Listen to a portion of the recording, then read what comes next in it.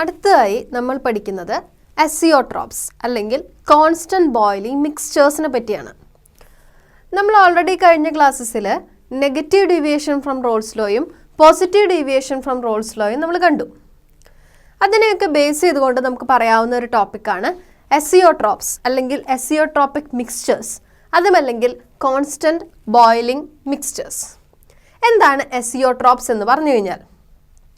Azeotropes എന്ന് പറഞ്ഞു കഴിഞ്ഞാൽ ഇത്തരം മിക്സ്ചേഴ്സിൽ സൊല്യൂഷൻ ഫേസിലും വേപ്പർ ഫേസിലും ഒരേ കമ്പോണൻസ് ആയിരിക്കും ഉണ്ടായിരിക്കുക. അതായത് അസിയോട്രോപിക് മിക്സ്ചറിനെ നമ്മളെടുത്ത് ഹീറ്റ് ചെയ്ത് കഴിഞ്ഞാൽ ഉണ്ടാകുന്ന കോമ്പോസിഷനെ സെപ്പറേറ്റ് ചെയ്തെടുക്കാനായിട്ട് നമുക്ക് കഴിയില്ല. കാരണം നമുക്കറിയാം, ഒരു മിക്സ്ചറിനെ ഹീറ്റ് ചെയ്ത് കഴിഞ്ഞാൽ എന്ത് സംഭവിക്കും?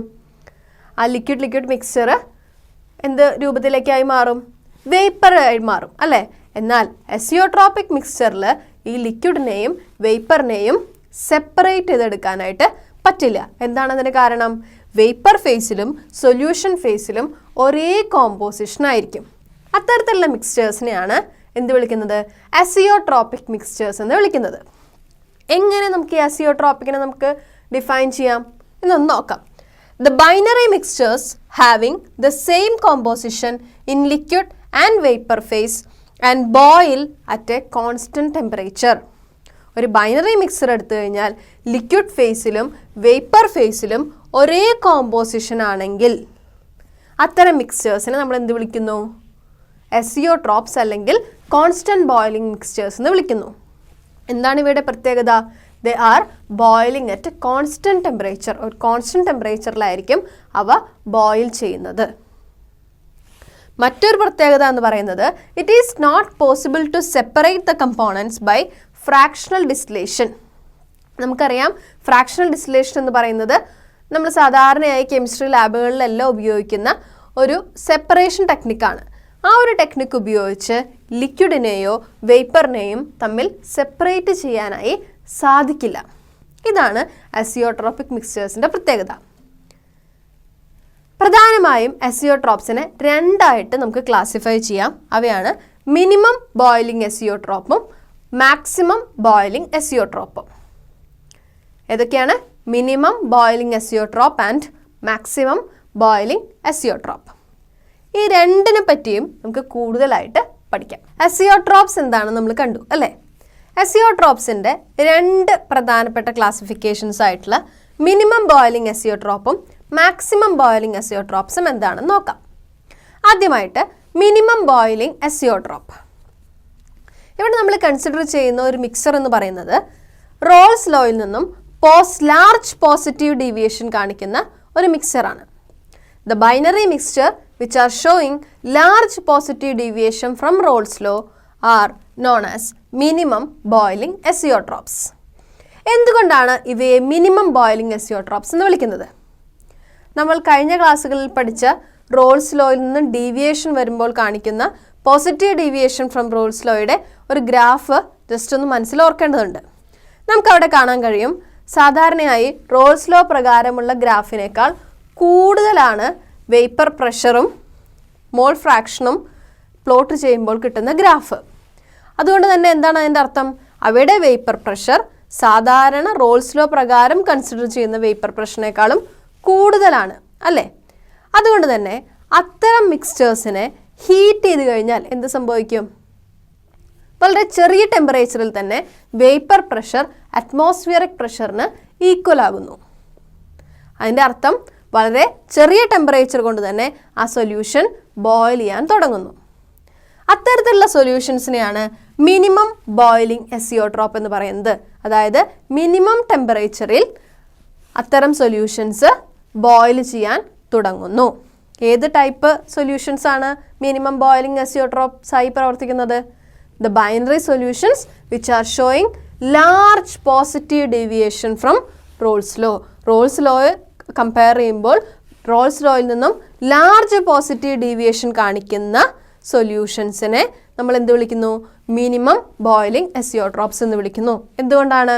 അത്തരം സൊല്യൂഷൻസിനെ ബോയിൽ ചെയ്യുമ്പോൾ വളരെ കുറഞ്ഞ ടെമ്പറേച്ചറിൽ തന്നെ വേപ്പർ പ്രഷറും അറ്റ്മോസ്ഫിയറിക് പ്രഷറും ഈക്വൽ ആകുന്നു. നമുക്കറിയാം, വേപ്പർ പ്രഷറും അറ്റ്മോസ്ഫിയറിക് പ്രഷറും ഈക്വൽ ആകുമ്പോൾ ആ ഒരു സൊല്യൂഷൻ മിക്സ്ചർ ബോയിൽ ചെയ്യാനായിട്ട് തുടങ്ങും. അതുകൊണ്ട് തന്നെ മിനിമം ടെമ്പറേച്ചറിൽ അത്തരം മിക്സ്ചേഴ്സ് ബോയിൽ ചെയ്യുന്നു. എന്നാൽ ഈ സൊല്യൂഷൻസ് ബോയിൽ ചെയ്ത് കിട്ടുന്ന രണ്ട് കമ്പോണൻസ് ഉണ്ടാവും അല്ലേ, വേപ്പർ ഫേസിലും അതുപോലെ തന്നെ ലിക്വിഡ് ഫേസിലും. എന്നാൽ അവയെ സെപ്പറേറ്റ് ചെയ്തെടുക്കാനായിട്ട് സാധിക്കില്ല. കാരണം വേപ്പർ ഫേസിലും ലിക്വിഡ് ഫേസിലും ഒരേ കമ്പോണൻസ് തന്നെയായിരിക്കും പ്രസൻ്റ് ആയിട്ടുണ്ടാവുക. അതുകൊണ്ട് തന്നെ ഇത്തരം മിക്സ്ചേഴ്സിനെ ഫ്രാക്ഷണൽ ഡിസ്റ്റിലേഷൻ വഴി സെപ്പറേറ്റ് ചെയ്യാനായി സാധിക്കില്ല. മിനിമം ബോയിലിംഗ് അസിയോട്രോപ്സ് എന്താണെന്ന് പിടികിട്ടിയല്ലോ. മിനിമം ബോയിലിംഗ് അസിയോട്രോപ്സിൻ്റെ എക്സാമ്പിൾ ഏതാണ്? 95% by volume of ethanol in water. 95% by volume ethanol in വാട്ടറിലുള്ള ഒരു മിക്സ്ചറിനെ നമുക്ക് എന്തായി കണക്കാക്കാം? മിനിമം ബോയിലിംഗ് അസിയോട്രോപ്സ് ആയി കണക്കാക്കാം. ഇത്തരം മിക്സ്ചർ 95% എഥനോൾ ഇൻ വാട്ടർ വരുന്ന മിക്സ്ചറിനെ നമ്മൾ സാധാരണയായി കോമൺ നെയിമിൽ അറിയപ്പെടുന്നത് റെക്ടിഫൈഡ് സ്പിരിറ്റ് എന്നാണ്. അടുത്തതായി മാക്സിമം ബോയിലിംഗ് അസിയോട്രോപ്പ്. എന്താണ് മാക്സിമം ബോയിലിംഗ് അസിയോട്രോപ്പ്? റോൾസ് ലോയിൽ നിന്നും ലാർജ് നെഗറ്റീവ് ഡീവിയേഷൻ കാണിക്കുന്ന സൊല്യൂഷൻസിനെയാണ് അല്ലെങ്കിൽ ബൈനറി മിക്സ്ചേഴ്സിനെയാണ് ലാർജ് അല്ലെങ്കിൽ മാക്സിമം ബോയിലിംഗ് അസിയോട്രോപ്പ് എന്ന് വിളിക്കുന്നത്. എന്താണ് ഈ സൊല്യൂഷൻസിൻ്റെ പ്രത്യേകത അല്ലെങ്കിൽ ഈ മിക്സ്ചേഴ്സിൻ്റെ പ്രത്യേകത? നമുക്കറിയാം, ഇവിടെയും റോൾസ് ലോയിൽ നിന്നും നെഗറ്റീവ് ഡീവിയേഷൻ കാണിക്കുന്ന മിക്സ്ചേഴ്സിൻ്റെ അല്ലെങ്കിൽ സൊല്യൂഷൻസിൻ്റെ ഗ്രാഫ് നമ്മളൊന്ന് ഓർക്കേണ്ടതുണ്ട്. അത്തരം ഗ്രാഫിൽ നമ്മൾ കണ്ട പോലെ തന്നെ വേപ്പർ പ്രഷറും മോൾ ഫ്രാക്ഷനും നമ്മൾ പ്ലോട്ട് ചെയ്യുമ്പോൾ അത്തരം സൊല്യൂഷൻസിൻ്റെ വേപ്പർ പ്രഷർ എന്ന് പറയുന്നത് റോൾസ് ലോ പ്രകാരം പ്രെഡിക്റ്റ് ചെയ്ത വേപ്പർ പ്രഷറിനേക്കാളും കുറവായി കാണപ്പെടുന്നു. അതുകൊണ്ട് തന്നെ എന്ത് സംഭവിക്കും? ഈ ഒരു സൊല്യൂഷനെ ഹീറ്റ് ചെയ്യുമ്പോൾ എത്ര ടെമ്പറേച്ചർ കൊടുത്താലായിരിക്കും ഈ വേപ്പർ പ്രഷർ അറ്റ്മോസ്ഫിയറിക് പ്രഷറിന് ഈക്വൽ ആകുന്നത്? ഒന്ന് ആലോചിച്ച് നോക്കൂ. നമുക്കറിയാം, കൂടുതൽ പ്രഷർ കൊടുക്കേണ്ടതിൽ കൂടുതൽ ടെമ്പറേച്ചർ കൊടുത്താൽ മാത്രമാണ് വേപ്പർ പ്രഷർ അറ്റ്മോസ്ഫിയറിക് പ്രഷറിന് ഈക്വലായി മാറുന്നത്. അതിനാൽ നമുക്ക് പറയാൻ കഴിയും, ഇത്തരം സൊല്യൂഷൻസ് അല്ലെങ്കിൽ ഇത്തരം ബൈനറി മിക്സ്ചേഴ്സ് കൂടുതൽ ടെമ്പറേച്ചർ നമ്മൾ അപ്ലൈ ചെയ്താൽ മാത്രമേ വേപ്പർ പ്രഷർ അറ്റ്മോസ്ഫിയറിക് പ്രഷറിന് ഈക്വലൻ്റ് ആവുകയും സൊല്യൂഷൻ ബോയിൽ ചെയ്യാൻ സാധിക്കുകയുമുള്ളൂ. അത്തരം ബൈനറി മിക്സ്ചേഴ്സിന് നമ്മൾ വിളിക്കുന്ന പേരാണ് മാക്സിമം ബോയിലിംഗ് അസിയോട്രോപ്സ്. എന്താണ് മാക്സിമം ബോയിലിംഗ് അസിയോട്രോപ്സ്? അതായത് മാക്സിമം ടെമ്പറേച്ചർ കൊടുത്താൽ മാത്രമേ എന്ത് ചെയ്യുള്ളൂ? ബോയിൽ ചെയ്യാനായിട്ട് സ്റ്റാർട്ട് ചെയ്യുള്ളൂ എന്ന് നമുക്ക് വേണമെങ്കിൽ പറയാം. ഇനി മാക്സിമം ബോയിലിംഗ് അസിയോട്രോപ്സിന് നമ്മൾ കൺസിഡർ ചെയ്യുന്ന ഒരു ഇമ്പോർട്ടൻ്റ് ആയിട്ടുള്ള എക്സാമ്പിൾ ഏതാണെന്ന് നോക്കാം. 68% by mass nitric acid in water. 68% nitric acid by mass in water. ഈ ഒരു മിക്സ്ചർ എന്തായി ആക്ട് ചെയ്യുന്നു? ഇത് ഒരു മാക്സിമം ബോയിലിംഗ് അസിയോട്രോപ്പിന് എക്സാമ്പിളാണ്. ഒന്ന് കൂടെ കൺസിഡർ ചെയ്താൽ നമുക്ക് പറയാം, മിനിമം ബോയിലിംഗ് അസിയോട്രോപ്പ് എന്ന് പറഞ്ഞാൽ the binary mixture which are showing large positive deviation from Rolle's law. എന്നാൽ maximum boiling azeotrope, the binary mixtures which are showing large negative deviation from Rolle's law. ഓർത്തിരിക്കണം, azeotropes എന്താണ്?